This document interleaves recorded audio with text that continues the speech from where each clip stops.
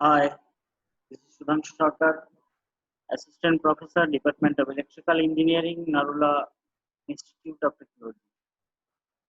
Today I'm going to discuss on the electrical design of overhead transmission line. This is one of the most important chapter of power system. So from this chapter, we'll discuss the very basic concept like the resistance, inductance, capacitance, the skin effect, the material used for overhead transmission line, and different types of conductor which is used as overhead transmission lines.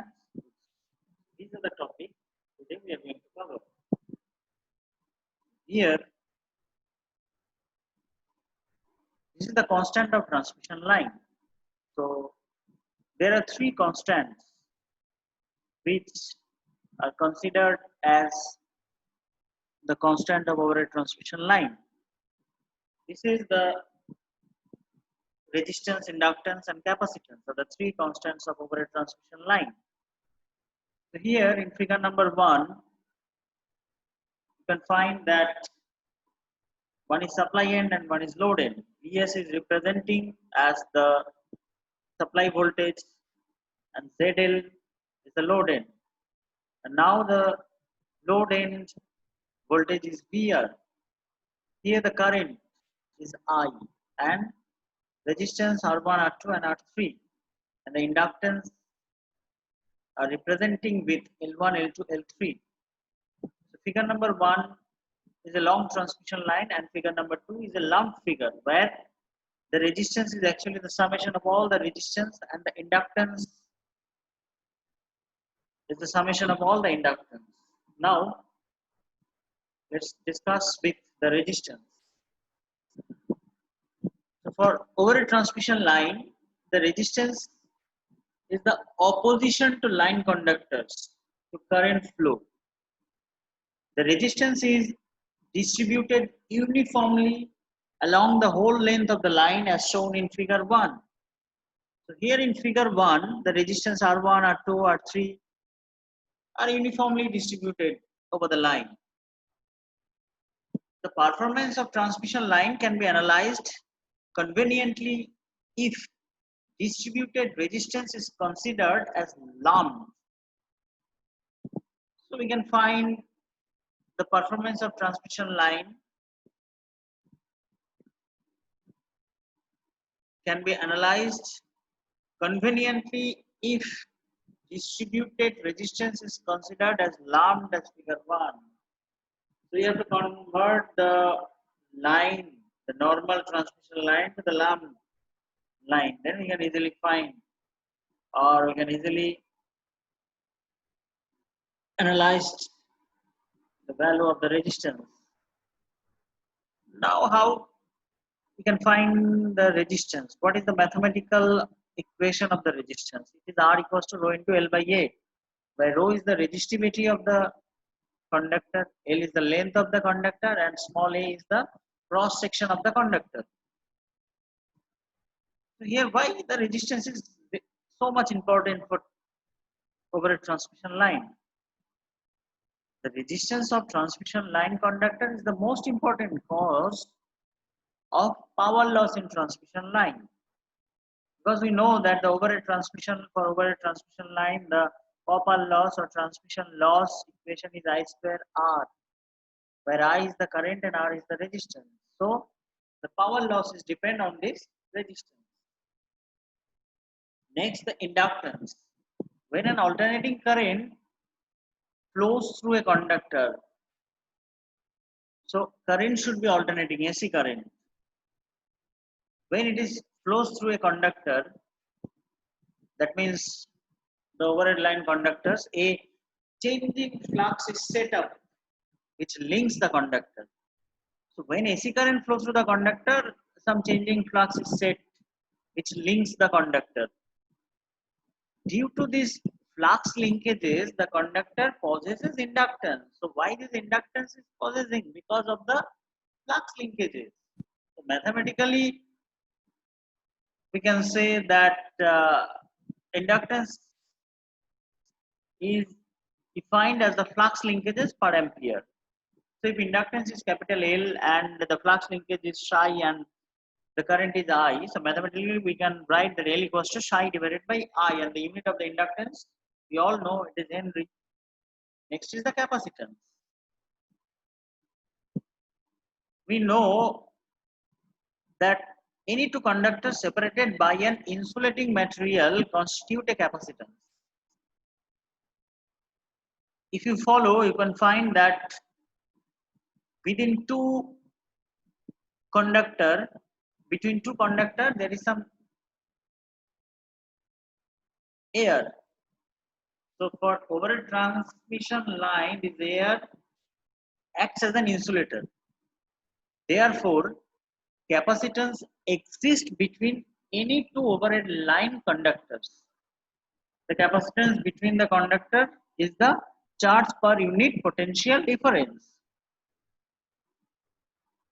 So look, if capacitance is C and the charge is Q and the voltage is V, we all know that the equation of capacitance C equals to Q divided by V.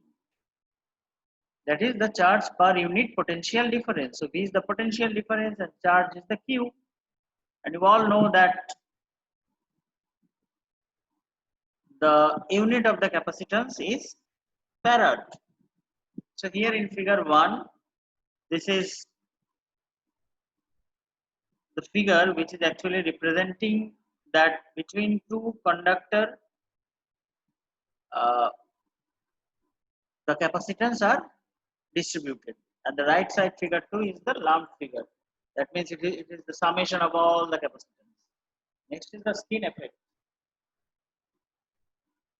Skin effect, we know it from class 11 that skin effect is a very special property of the overhead transmission line. So what is that property? It is actually the tendency of alternating current. So here also remember alternating current, that means the AC. The tendency of alternating current to concentrate near the surface of the conductor is known as skin effect. So the alternating current always concentrate near the surface of the conductor. So here as per the figure, this is the cross section of the conductor. So if you follow, you can see that the AC current is concentrating near the surface, near the red circle of the conductor, and inside the conductor there is no current flow. Now, the skin effect depends upon the following factors. There are few factors. So the skin effect depends on these 5 factors. So what are the factors? The factor 1 is the nature of the material. Skin effect always depend on the nature of the material. Next one is the diameter of the wire. So skin effect increases with the diameter of the wire. That means if the diameter is more, then skin effect is more. The third point is frequency. So how skin effect is depending on the frequency. If skin effect increases with the increase in frequency, skin effect will increase if the frequency increases. The last one is shape of the wire. Skin effect less for standard conductor than the solid conductor. The skin effect is more if the conductor is solid. Now, remember these 2 points, very important point. We can always neglect the skin effect if the supply frequency is less than 50 Hertz and the conductor diameter is less than 1 centimeter. So this is the very important part. So we all need to remember that skin effect is negligible when the supply frequency is less than 50 Hertz and the conductor diameter is less than 1 centimeter. Now, the conductor materials. Look, in normal cases, the given materials are used for as a conductor material, but without this, there are few more materials somewhere, some companies or some manufacturer they also use. But in normal cases, the maximum cases, copper, aluminium, cadmium, copper is used. Without this, silver, galvanized steel, high strength alloys such as phosphor, bronze may also be used sometimes. Next is the types of the conductor. Look here, 5 types is written, but without these 5 types, there are few more types. Sometimes you may find. So what are the 5 types? The 5 types is AAC, all aluminum conductor. Next is triple AC, all aluminum alloy conductor. Next is AACSR, all aluminum alloy conductors steel reinforced. Next one is ACAR, aluminum conductor alloy reinforced, and the last one is ACSR, that is the maximum used conductor, that is aluminum conductor steel reinforced.